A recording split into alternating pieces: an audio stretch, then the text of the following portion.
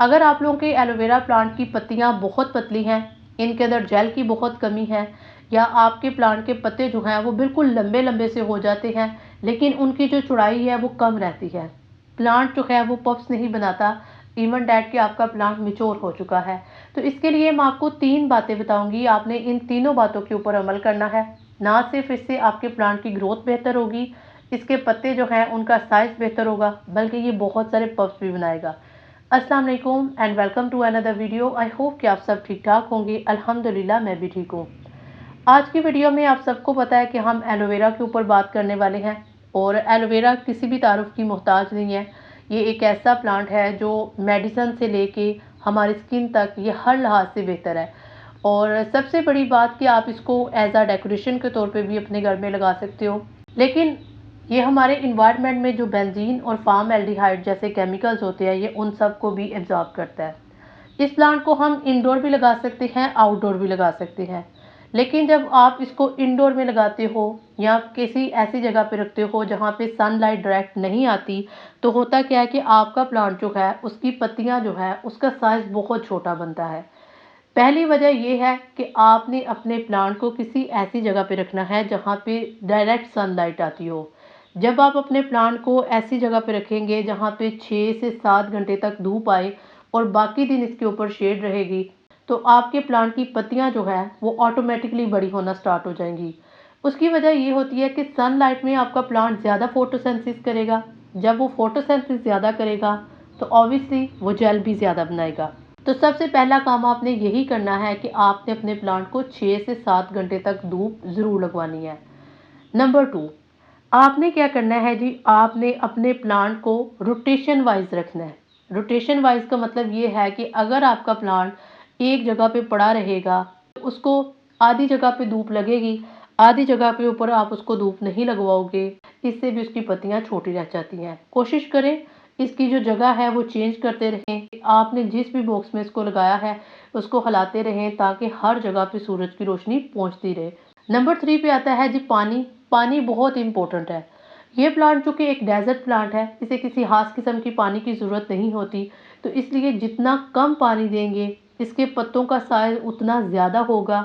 जितना ज़्यादा पानी देंगे इसके पत्तों का साइज उतना छोटा होगा और जेल की उतनी ही कमी होगी। एलोवेरा बाकी प्लांट्स के थोड़े से अपोजिट है, क्योंकि ये डेजर्ट प्लांट है, कम पानी चाहिए, तो अगर आप उसके साथ ऐसा काम करेंगे तो वो आपको अपोजिट रिएक्शन देगी। तो उसके लिए बेस्ट है कि आप इसको सर्दियों में 3 महीनों के बाद पानी दें, और गर्मी के मौसम में आप इसे 15 या 20 दिनों के बाद पानी दें।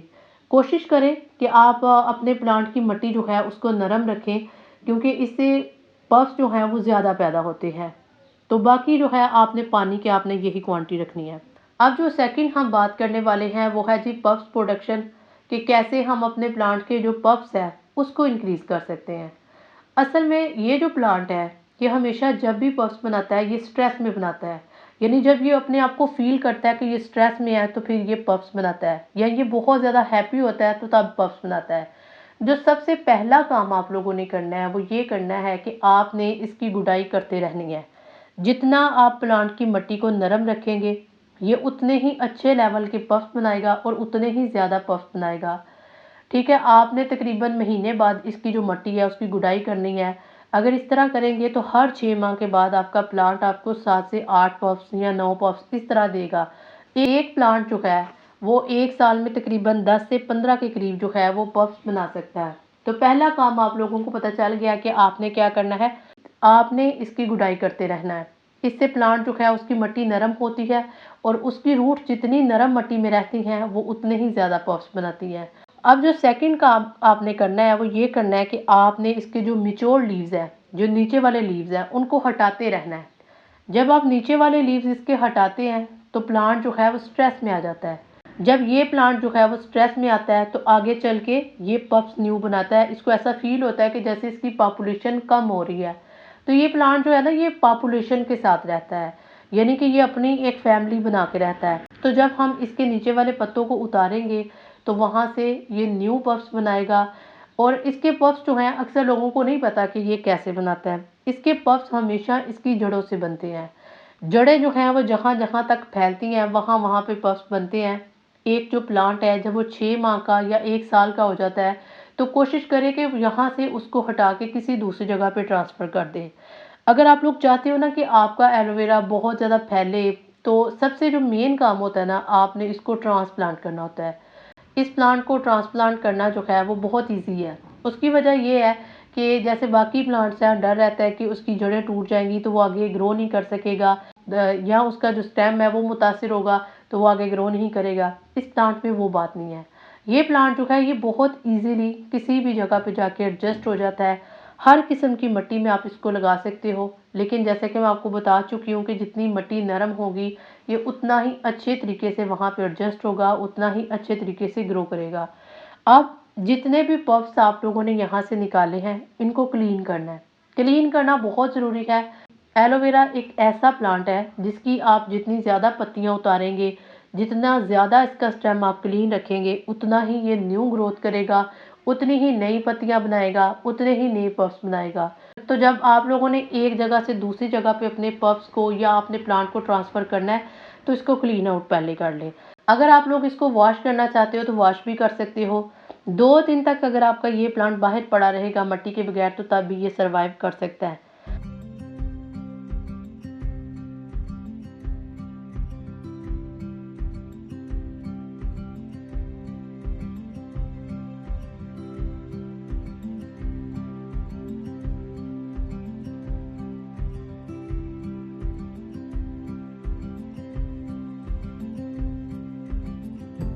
अब आप लोगों ने क्या करना है, आपने जिस भी पॉट में इसको लगाना है, कोशिश करें कि वो पॉट चौड़ाई में ज़्यादा हो।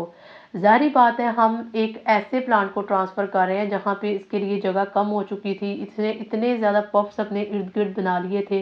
ये एक मैच्योर प्लांट है, और जब भी कोई प्लांट मैच्योर होता है तो फिर वो नॉन स्टॉप पफ्स बनाता है। तो आप लोगों ने अभी प्लांट अगर लगाया है, 1 साल हो चुका है, 2 साल हो चुके हैं, तो आप लोग वेट करो, क्योंकि ये प्लांट हमेशा तभी पफ्स बनाता है जब ये मैच्योर होता है। अगर मैच्योर है और वो पफ्स नहीं बनाता, तो ये एक इश्यू ज़रूर है। मैं आप लोगों को जो बातें बता चुकी हूँ, आपने इनके ऊपर अमल करना है, आपका प्लांट डेफ़िनेटली पफ्स बनाएगा। अब मैं आपको बता चुकी हूँ कि हमने एक चौड़ाई वाले जो बास्केट है उसके अंदर इसको लगाना है, और साथ में इसके पफ्स को भी लगाना है। अब बहुत सारे लोग क्वेश्चन करेंगे कि आपने एक ही बकेट के अंदर इसको क्यों लगा दिया है। असल में ये प्लांट जो है, मेरा प्लांट, इसकी इतनी ज़्यादा पॉपुलेशन हो चुकी है, मैं इसको बहुत ज़्यादा तादाद में लगा चुकी हूँ। बकेट जो हैं वो कम पड़ चुके हैं, गमले छोटे पड़ चुके हैं, लेकिन इसकी जो तादाद है वो इतनी ज़्यादा बढ़ रही है कि मजबूरन मुझे एक के अंदर ही इनको लगाना पड़ रहा है। तो ये इनके लिए बहुत अच्छी स्पेस है। हम 3-3 4-4 इंच के वक्फे के साथ जो है वो इनको लगाते जाएंगे, और इस तरह इसकी ग्रोथ भी बढ़ेगी। एलोवेरा जो है वो स्ट्रेस से बाहर निकलेगा, जो कि हमारा मदर प्लांट है। मदर प्लांट जो है, इसकी हिफाजत करना बहुत ज़रूरी है। आप जितनी इसकी हिफाजत करोगे, ये आपको उतने ही ज़्यादा पफ्स देगा। वैसे भी आगे जो है वो सर्दी का मौसम आने वाला है, और ये प्लांट जो है सर्दी में अपनी ग्रोथ को रोक लेता है। वैसे तो ये सारा साल ग्रोथ करता है, लेकिन सर्दी में इसकी ग्रोथ जो है वो थोड़ी सी कम हो जाती है। अच्छा, ये जो मदर प्लांट हमने लगाया था ना, इसको आपने सपोर्ट ज़रूर प्रोवाइड करनी है। जब भी आपका प्लांट कोई बहुत बड़ा हो जाए तो उसको सपोर्ट प्रोवाइड करें। अदरवाइज़ आपका प्लांट कभी एक तरफ लटकेगा, कभी दूसरी तरफ लटकेगा, तो इससे आपका मदर प्लांट जो है वो डैमेज होने का खतरा है। इसको डैमेज करेंगे तो पफ्स बिल्कुल नहीं बनेंगे, क्योंकि मैच्योर प्लांट तैयार करने के लिए आपको 3 से 4 साल लग जाते हैं, ठीक है? और असल में फ़ायदा भी इनका ज़्यादा होता है। अच्छा, अब हम बात करते हैं इसके फर्टिलाइज़र की। चूँकि सर्दी का मौसम है, और सर्दी के मौसम में इसको जो सबसे मेन चीज़ चाहिए वो है नाइट्रोजन। क्योंकि ये प्लांट ग्रीन रहता है, इसको नाइट्रोजन की ज़्यादा ज़रूरत होती है। और जो चाय पत्ती है वो बेस्ट ऑप्शन है इस प्लांट के लिए। आप कॉफ़ी का इस्तेमाल भी कर सकते हैं, आप ग्रीन टी का भी इस्तेमाल कर सकते हैं। हर वो चीज़ जिसके अंदर नाइट्रोजन कंटेंट है, अमाइनो एसिड है, आप इस प्लांट को दे सकते हो। अब सर्दी के मौसम में आपने इसको ड्राई फार्म में देना है। आप ऐसे ही चाय पत्ती लें 1 चम्मच, और इसके इर्द-गिर्द स्प्रिंकल कर दें और मिट्टी के अंदर इसको मिक्स कर दें। पहला तरीका तो ये है। अब दूसरा तरीका ये है कि आप चाय पत्ती को मिक्स करें पानी के अंदर, 3 से 4 घंटों तक इसको रखें। कोशिश करें कि एक पूरा दिन भी इसको एडजस्ट कर लें। उसके बाद इसकी डाइल्यूशन करें, पानी के अंदर इसको मिक्स करके अपने सारे पफ्स को एक दफ़ा ये ज़रूर पानी दें। एक तो इससे मिट्टी नरम होती है, प्लांट्स की जड़ें जो है अगर कोई फंगस लग गया है, इस प्लांट को फंगस का बहुत इशू होता है, वो इससे क्लियर होगा। और तीसरा, आपके प्लांट की पत्तियां बड़ी भी होंगी और हेल्दी भी होंगी। ये कुछ बातें थी जो आई होप कि आप लोगों को समझ आई होंगी। तो अगर आप लोग इसको फॉलो करोगे तो आप लोगों के प्लांट के पफ्स भी ज़्यादा बनेंगे, इसके लीव्स जो हैं उनके अंदर जेल भी अच्छा बनेगा। तो ये मेरी आज की वीडियो थी। आई होप कि आप लोगों को वीडियो अच्छी लगी हो। अगर वीडियो अच्छी लगी हो तो वीडियो को लाइक कर सकते हैं। मिलते हैं किसी और वीडियो में, तब तक अल्लाह हाफिज़।